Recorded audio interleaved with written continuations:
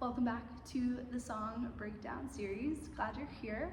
And the first song that we're going to be breaking down is Come Thou Fount, very popular hymn. And I'm going to talk a little bit about why we do a rewritten version of it by Alana Sabatini called True Colors. Now, this hymn came from the 1700s, 1750s to be exact, and it was a first hymn in a collection of hymns used for the Church of Christ. And Robert Robinson was 16 when he heard the evangelist George Whitefield, and he was preaching in London. And by 1758, he himself, Robert Robinson, was preaching, and he wrote these lyrics for a sermon that he was doing titled Come Thou Fount of Every Blessing.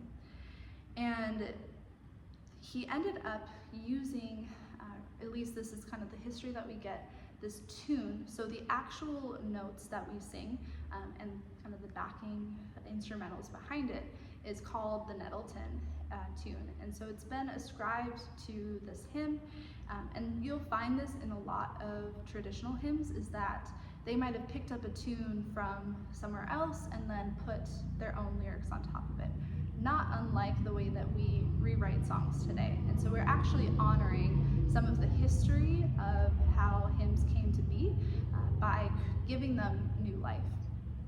And I love this song, but I recognize that some of the stanzas are filled with kind of atonement theory, kind of a focus within, especially evangelical Christianity, on the needing to have Jesus kind of saved through his blood and through his sacrifice.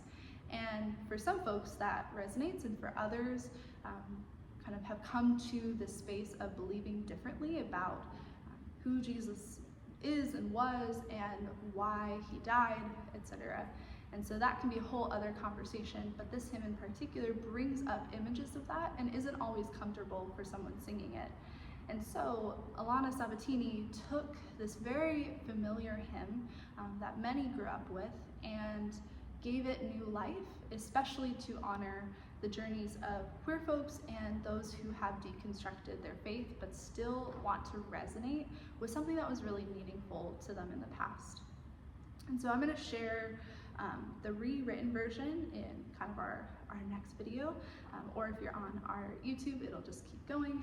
And again, just give you a preface of how Mission Hills in particular has taken the song and sings it, because it will sound different than the recording, it will sound different maybe than a full band, but in Mission Hills we really prioritize mindfulness, meditation, slowing down, not having to do anything or be anywhere, and providing the space is a gift to do so. So if you have thoughts, if you have questions, if you have comments, feel free to leave them as we continue in this series, and hope you are able to create space for yourself to connect with the song today.